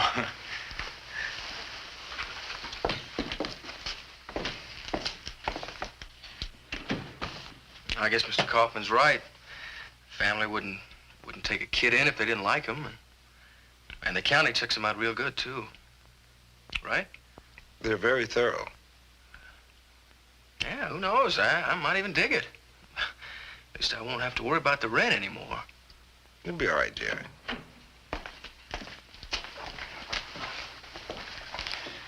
Thank you. Hey, Jerry. If I ask a favor, you promise not to get bugged? No, I promise. Well, you say I always bug you. I said I wouldn't get mad. See, you're getting mad already. No, I'm not. Yes, you are. I am not. I mean, you promise not to get mad if I get in the bathroom before you do, or use your towel, or your aftershave lotion? Wait a minute, what are you talking about? Jerry, what Larry's trying to say is he wants you to stay here with us. We all would. What do you say, Jerry? Okay, I'll even promise not to use your aftershave lotion. I mean, why should I? I don't even shave.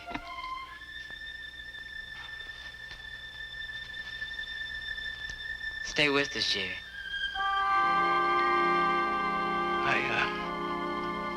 I'd like that.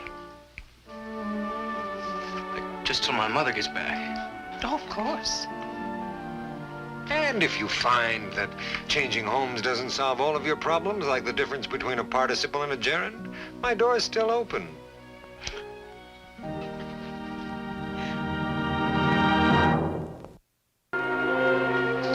Mr. Kaufman, Jerry Cates' mother's here to see you.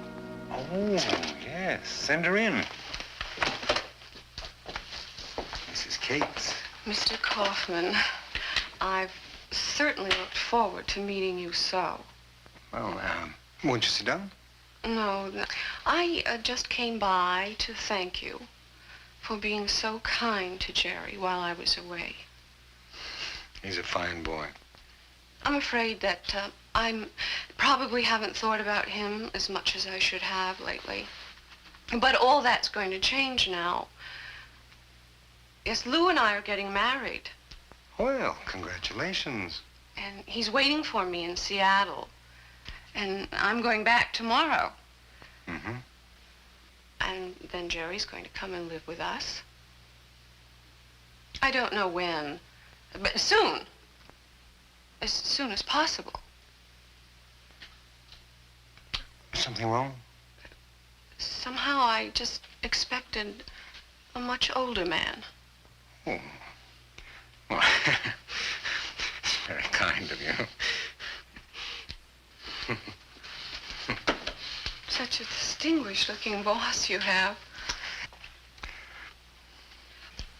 Well, I'll be running along. Maybe we'll run into each other again sometime. Hope so.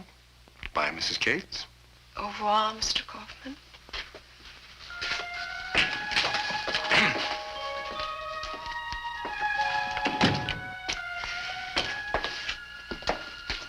Au revoir, Mr. Kaufman.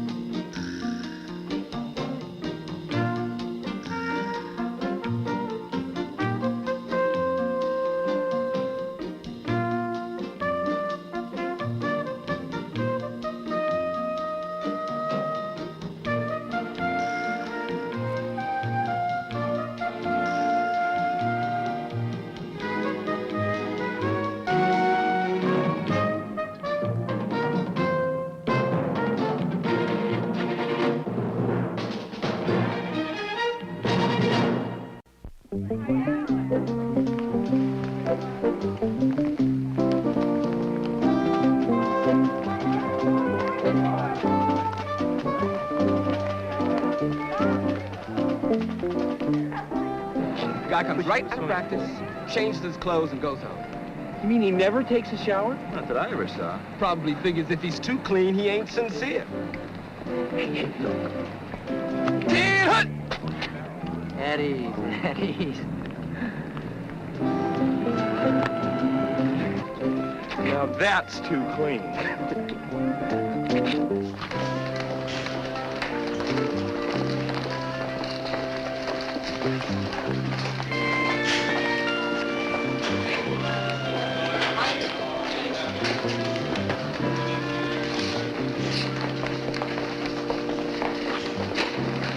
Can I help you? I have an appointment with Mr. Kaufman. Oh, well, you go right down this hall and turn to... I know.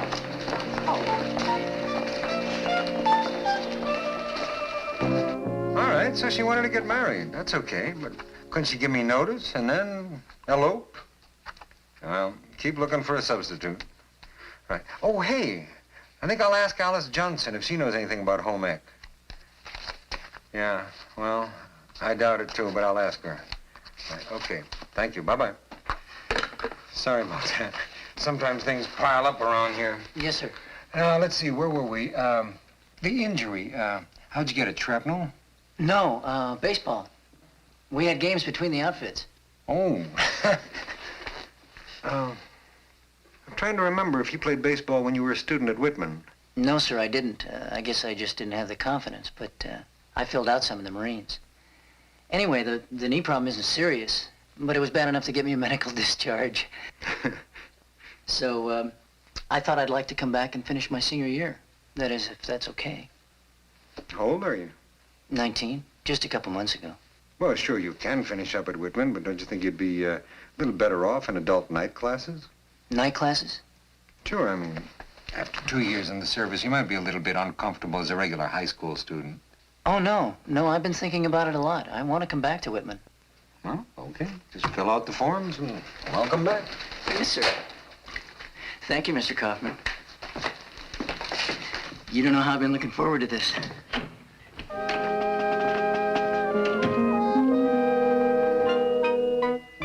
But my uncle's still hates the Germans and the Japanese. And the war's been over for 25 years. I know. But that's because the newspapers, the radio, newsreels, movies, all showed the Japanese and the Germans as evil people. Unfortunately, many people still think of them that same way. You mean the movies were propaganda too, Mr. Dixon? Sure. You know, movies can be a very effective means of making people think a certain way. What about the TV? Every night you see a war coming from somewhere, Vietnam or the Middle East. But you don't think of those people you see as good guys and bad guys, like in those old movies. You just see poor people suffering. That's true, Valerie. Mass communication has also taken a lot of the glory out of war and taught us a little bit about how other people live. Do you think mass communication will ever help us to prevent war and distrust? Well, what do you all think? Monty? I don't know if this answers the question, but it happened to me. Go ahead. Well, I was just a kid when I joined the service. Oh, just a kid? That's like us. I guess some of you didn't know that I spent over a year in Vietnam with the Marines. I got a cousin Joe in the Marines. Do you know him? That's enough, Paul. Well, anyway, I went to Japan once on an R&R, and that's rest and rehabilitation. Oh, I thought that was Roy and Rogers. All right, let's listen to what Monty has to say. We might get something out of it. Go ahead, Monty. Well, it's really nothing, except I had a lot of crazy ideas about what Japan would be like. But when I got there, I... Hold it. Monty? No, that's all right. Forget it. Okay. Read chapter 9 and we'll continue tomorrow.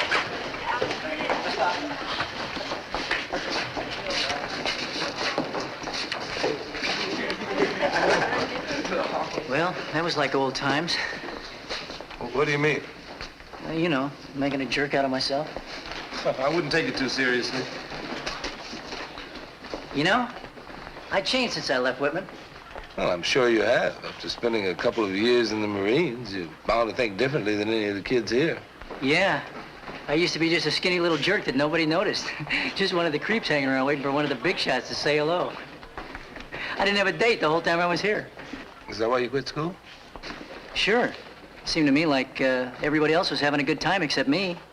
It was really crummy to go from class to class every day without being noticed. Is it so important to you to be noticed, Monty? Are you kidding? I thought about it the whole time I was in the service. You know, I'd say to myself when things would get tough, I'd say, hang in there, Monty. When you get out and you go back to Whitman, you're going to be somebody. Somebody that the other kids look up to. Tell me something, Monty. If the kids didn't look up to you when you were here before, what makes you think they're going to look up to you now? Well, because I'm different. I'm older. I was afraid to go out for baseball when I was here, but I played in the service and played real good. I can't miss making the team here. I'm going to be somebody this time around, Mr. Dixon. You just watch me.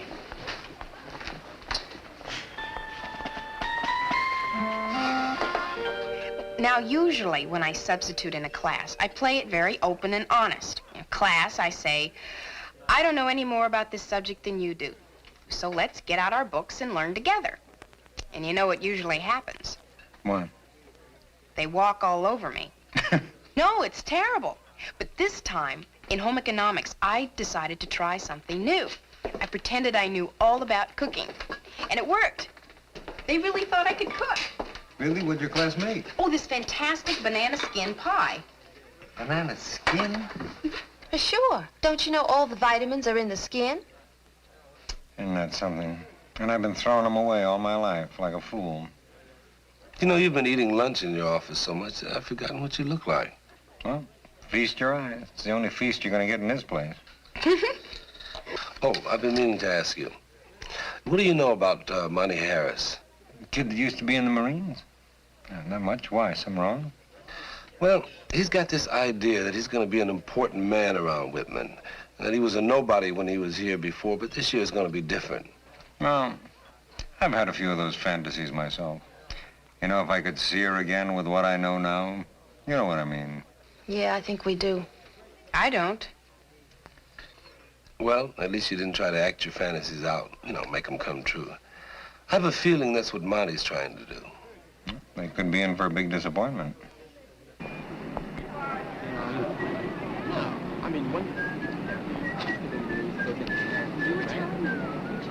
Hey, Captain. It was Corporal. That's okay. I talked to enlisted men, too. Sit down. I mean, what we can put down there. Ah, the Daily Summit Conference. They're the big deals, huh? They think so. That's funny. When I was here before, they used to group around over there, too. Yes. From semesters immemorial, Whitman aristocracy have rallied round the sundial. Well, it's the perfect spot, really. Distant yet conspicuous. One can only stare and wonder at the awesome wit, the lofty dialogues taking place right now and in the past. If that sundial had ears and could but speak. You sound jealous. No, sir, Corporal. Maybe you're jealous. I'm reading. Well, look, I seen this out-of-sight poster. I mean, it is out of sight. You just gotta see it.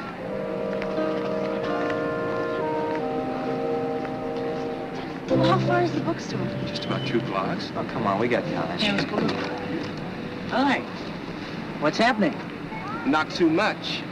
Well, I don't know many people yet. The guys that I knew all graduated. Oh, yeah, you spent all that time in the Marines, right? Yeah, I'm Monty Harris. Rudy and Paul. I'm Ed. I'm Suzanne Kovac. I know. How's it feel being back in school, Monty? Groovy. Oh, yeah, groovy. Well, look, Monty, we were just going someplace. We'll see you later, huh? Mind if I come along? I'm sorry, it's impossible. How come? Well, that's a military secret. Right, guys? Yeah, we'll see ya. Can I talk to you a minute? Sure, I'll catch up. What did I say wrong? Oh, don't mind them. They pick up on anything. Groovy isn't used much anymore. I mean, not around here. I see. Hey, where do you all hang out? I'd sure like to get back in the swing of things. No place in particular. Then maybe I could take you out sometime to a movie or something. Oh, well, I don't think so. Well, why not? You going with somebody? Hey, Susie, you coming? Be right there. Look, I don't think so. Why? Do you think these guys are any better than me? I just don't want to go out with you, okay? You really are pushy, you know that?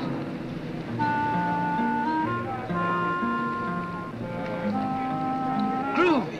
Keen. Super. That guy's a drag. He really is.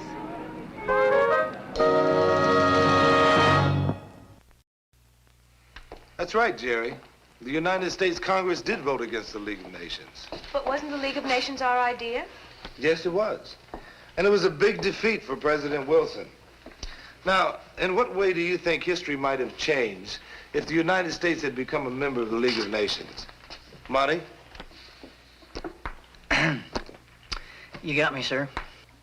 Ed?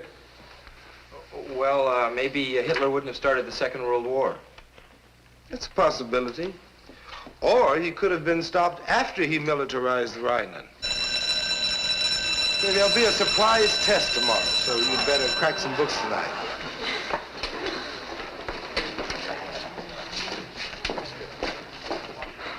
Monty, can I see you a minute? Yes, sir. You've been kind of quiet lately. Is anything wrong? No, sir, I don't think so. Actually, I think I've just been changing my tactics. Oh. Yeah, I was coming on pretty strong and putting everybody uptight, so I thought I'd just cool it. You know, take things a little easier. Well, glad to hear it. Don't worry, sir. Everything will be all right. But thank you for asking. Hey, here we come. Hey, Monty. Listen, would you do us a big favor? Sure, what is it? Well, the guys and I have been talking, you know, about the draft. And one of these days we're gonna get called up. At least some of us. So, Well, we figured since you've been in already, you could give us some pointers. pointers, huh? Yeah, like what to expect and all that. Well, gee, I really don't know where to begin. Well, Monty, why'd you join up in the first place? What a question. He doesn't like to see the little guy shoved around, right, Monty? Well, to tell you the truth, Hey, Monty, you think the Marines could make a man out of him? Who wants to be a man? I like being a boy. But boys don't get to wear uniforms, right? And go to Japan. Okay, that's enough. Japan? Now, that must have been groovy. Yeah, real groovy. I said that's enough. Monty, Mr. Kaufman wants to see you right away. In a minute. No kidding, come on.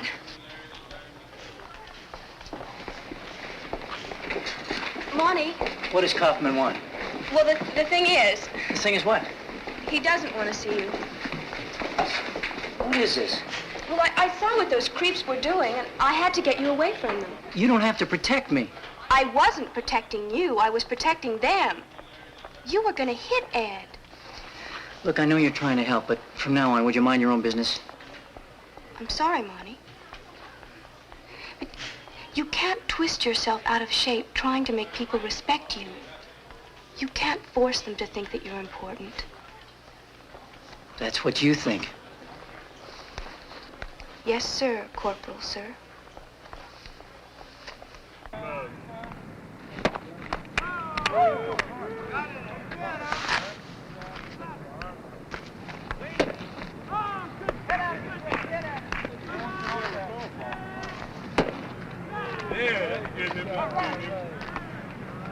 Right away.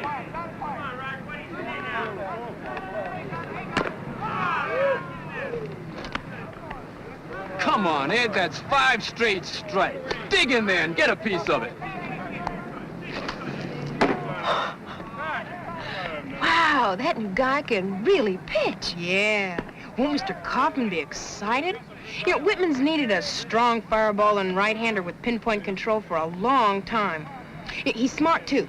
Now, notice the way he moves the ball around the corner of the plate. He keeps them off balance. Just when they're expecting a fastball, letter high, he throws them a change-up low and away. Alice Johnson, you've been holding out on me. You've been married to Sandy Koufax all this time, and you didn't tell anybody? No. Actually, it's my dad. He's a baseball nut. He used to take me to baseball games before I could even walk. Yeah, the first present he ever gave me was a rattle shaped like a bat. Oh. Hey, Liz, do you think... What? That he might have wanted a boy? Oh, no, I don't think so. No. I'm not so sure. He still calls me Lefty. Alice, I'm sure you didn't care whether you were a boy or a girl. Are you? Just as long as you could hit.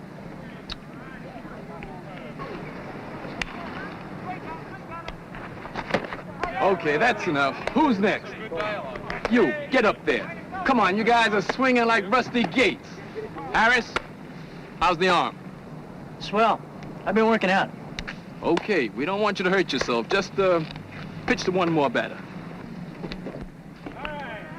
Hi. Hi. Hi. Hello. How we doing? Any new prospects? Yeah, the kid on the mound. You better sign him fast, Mr. Kaufman, before Webster hears about him. Really? If Alice Johnson says he's good, he is good. Do you know him, Mr. Kaufman? Yes, I do. Well, that's Monty Harris. That's the ex-Marine I was telling you about. Ex-Marine? Yeah, the one who wanted to be noticed so badly. Well, looks like he's gonna get his wish. Pete, did you say ex-Marine? Sure. Well, how old is he?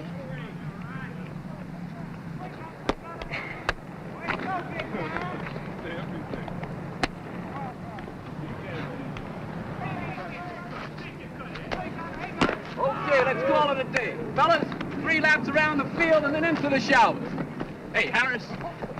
Hey, you're quite a pitcher. Thank you, sir. Listen, we can use you around here. Take your laps around the field and I'll see you tomorrow. Thanks, Coach. And Harris, take care of that arm of yours. Yes, sir. How you doing? Okay, Monty. We'll see you tomorrow. Yeah.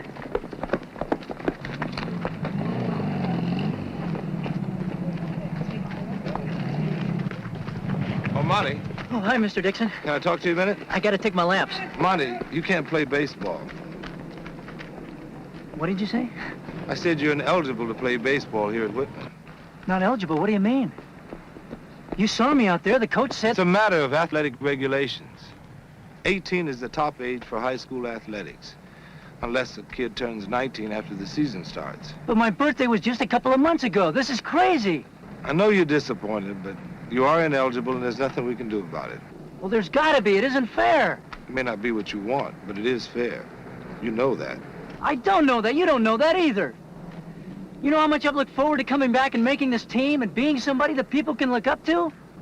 When I was in the service, I dreamed about coming back to Whitman and making up for the years that I was a nobody. For the first time in my life, I'm getting something I want. And you're telling me I can't have it. That's right. Like a lot of people can't have what they want. Monty, when you were in high school, you wanted to be a big shot, right? And you didn't make it. So you thought you'd give it a second try, only this time with an edge. What do you mean? You're older, more experienced, a lot stronger than any of the kids here. Monty, you're a man. Now, don't you think it's about time you started acting like one? Yesterday is gone forever. You got a whole new life ahead of you. A lot of new challenges. Who knows, you might find out that being a big shot is not so important after all.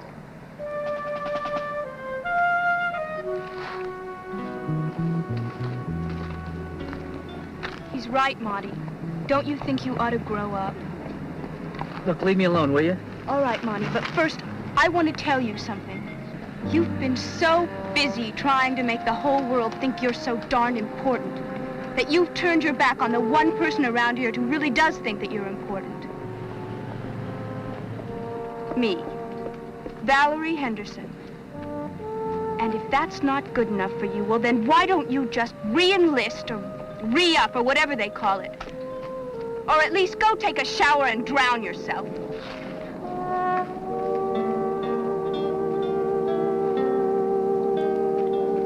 Well, Monty, if leaving Whitman is what you want, I guess you know what you're doing. Yes, sir, I do. You think you ought to, think about it a little longer? It wouldn't change anything. Are you, quitting because you can't play baseball? Yeah, in a way. See, it's like Mr. Dixon said. I came back here trying to relive yesterday. Well, yesterday's gone forever. I don't belong here anymore. I've got today and tomorrow to think about. Anyway, that's why I'm quitting. No, I can certainly understand why you feel you have to leave Whitman, but I'd like to see you continue your education someplace else, like adult night extension courses. Well, I've already enrolled. Oh, you have? Sure. Now I'll be going to school with kids my own age. And older. You know, some of those kids are considerably older. Well, good, I'm pleased. Thank you, sir. And thank you, Mr. Dixon. Monty, come back visit us sometime. I will. Bye-bye. Bye-bye.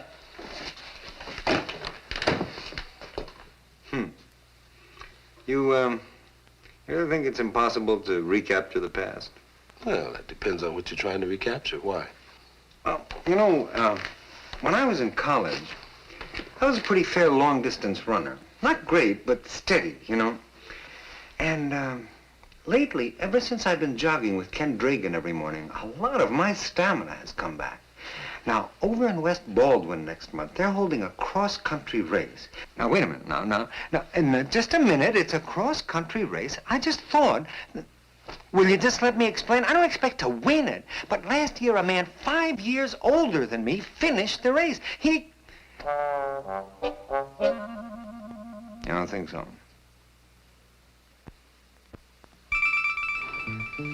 I don't think so either.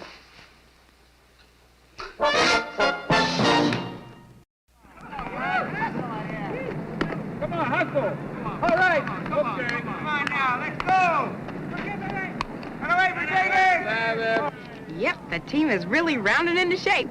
Boy, it's amazing what a couple of weeks of hard practice can do. Do you think we have a chance at the division championship?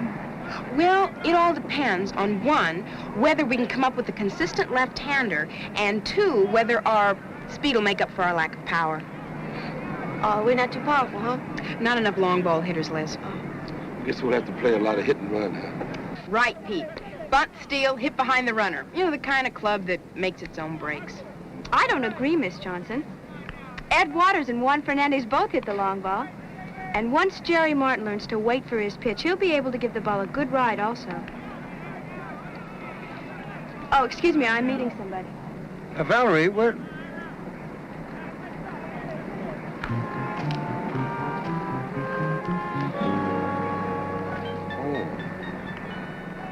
I was going to ask her where she learned so much about baseball.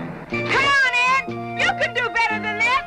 Come on, relax those shoulders. Give it a nice level cut. Come on, you can do it! Be a hitter up there, Ed boy! Be a hitter! Be a hitter! Gosh, She just can't relax.